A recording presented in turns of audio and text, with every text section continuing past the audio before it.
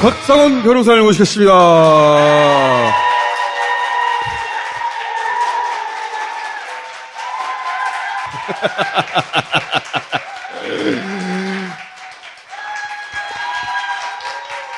자, 오랜만에 나오셨어요. 갑자기 박상원 변호사님을 모신 이유가 뭐냐면 윤석열 후보가 요즘 입만 열면 노무현 대통령 얘기를 해요.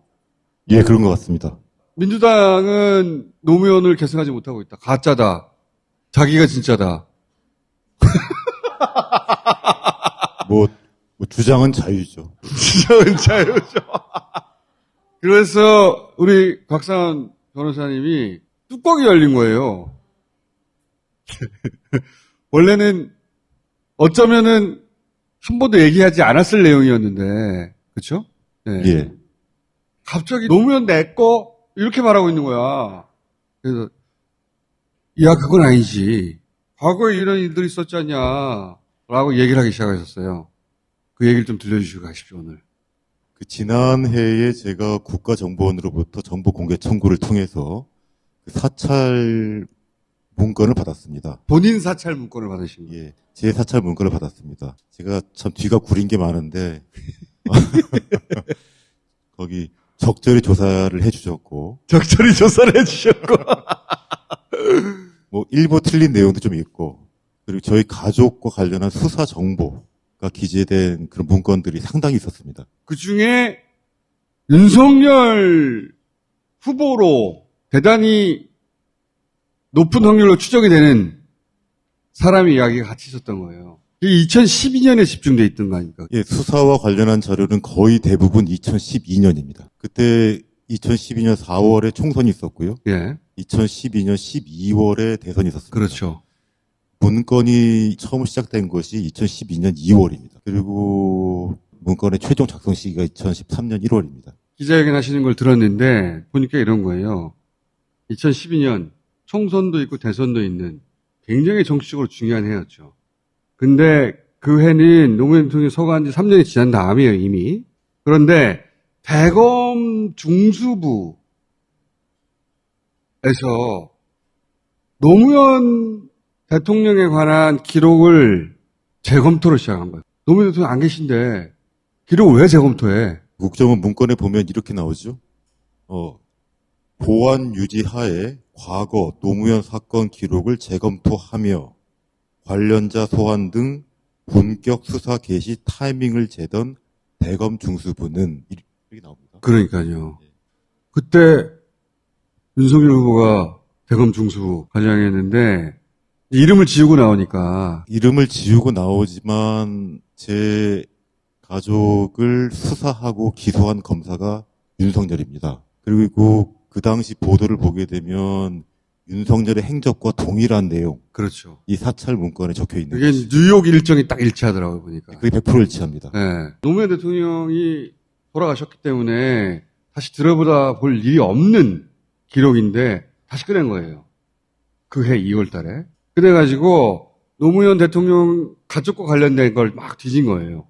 뒤지다가 그 해 6월에 뉴욕에 노무현 대통령 딸 부인이죠. 부동산 조사를 하러 갑니다. 누군가가. 결론부터 미리 말씀드리면 대선에서 써먹을 게 없나를 찾고 있었던 거지. 뒤져가지고 수사 개시를 한 거지. 근데 그 사람이 누구냐 이거야. 그걸 했던 사람이.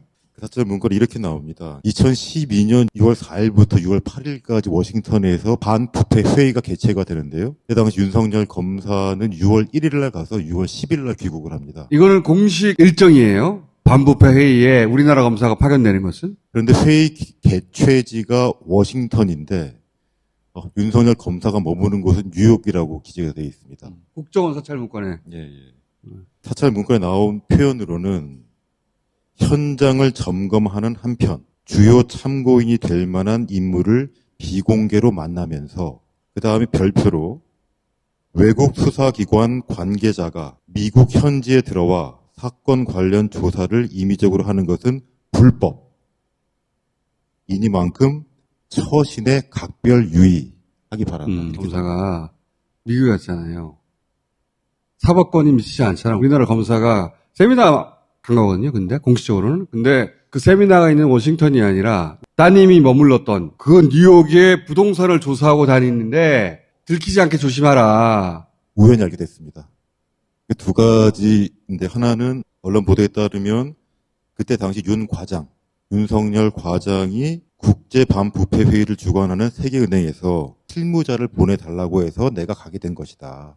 라고 직접 인터뷰를 했고요. 그러니까 그때 당시 대검 중수부에서 2012년 총선과 대선에서 정치 공작으로 써먹을 노무현 대통령 가족과 관련된 거리를 찾고 있었던 거예요.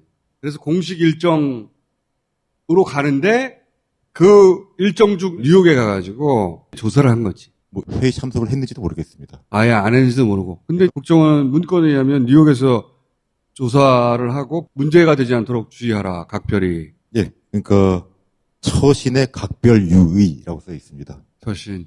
예. 평소에 처신을 잘하시는 분이니까 각별 유의하셨겠죠. 각별 유의하셨겠죠.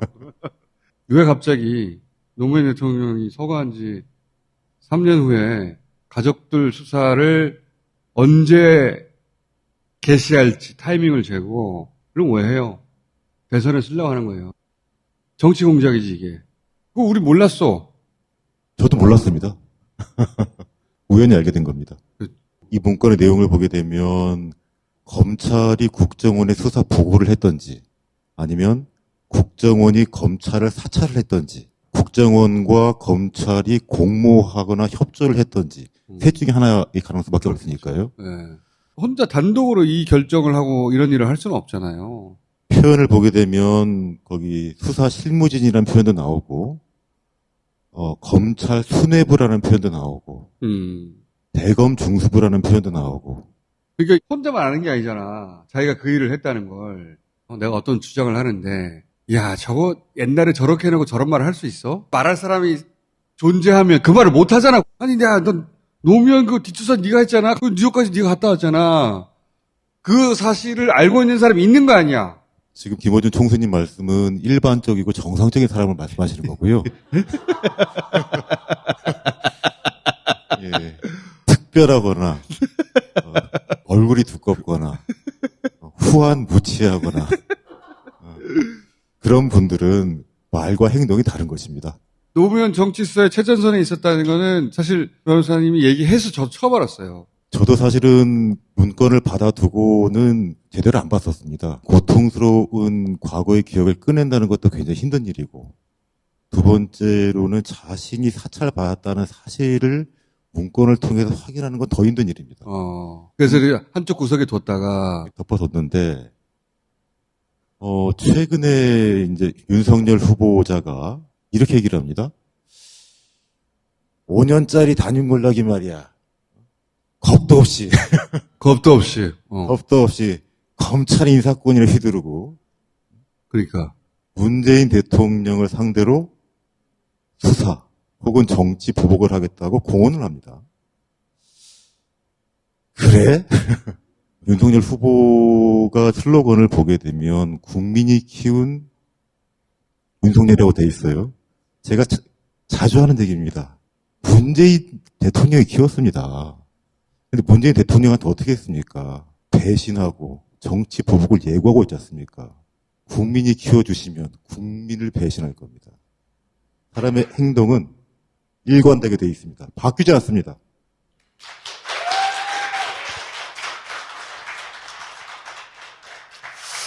누굴 괴롭혔어요? 나중에 공개적으로 나와서 내가 그 사람의 계성자예요. 나 이렇게 말 못할 것 같거든요. 내가 뭘 했는지 아는 사람이 있잖아. 그리고 제일식도 있잖아. 그게 어떻게 되지?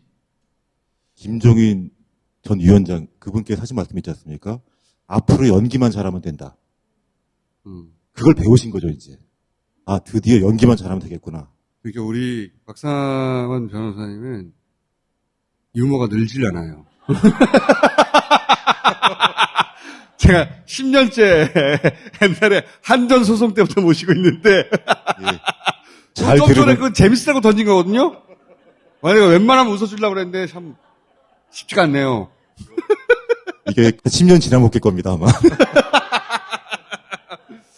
언론에서 일부 다루긴 했는데 노무현 대통령 사이가 윤석열에게 화냈다 이 정도인데 그게 아니에요. 서거한 지 3년이 지난 노무현 대통령 가족을 대선에 써먹으려고 딜을 캔 그 당사자가 윤석열 후보였던 것으로 당시 국정원 사찰 문건을 보면 거의 특종되는 거나 마찬가지지 사실은. 그때 뉴욕에 갔던 사람이 윤석열 검사였기 때문에. 아, 그렇습니다. 그래서 참지 못하고 나오신 거예요. 알려주시려고. 이거는 적어도 노무현 이름을 함부로 거론하면 안 되는 거죠. 그렇죠. 만약에 윤석열 후보가 노무현 대통령 정치 지향을 갖고 있다면 최소한 민주당 후보로서 경선에 참여했을 것으로 봅니다. 그리고 본인이 말한 것처럼 의리의 인간이라면 이거는 하면 안 되지. 그래서 이거는 꼭 알려둬야 될 사실관계. 그 사실관계는 우리 곽상원 변호사님이 받은 사찰 문건에만 있는 거예요. 구체적 내용이 뭔지 널리 알릴 필요가 있어서 모셨습니다. 변호사님, 예. 다음 총선에 출마하십니까? 그럴 예정입니다.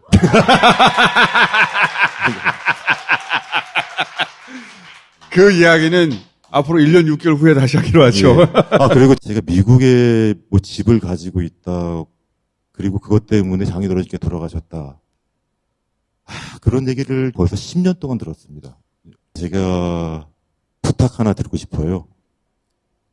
그런 집이 있으면 저 꼭 좀 찾아주세요.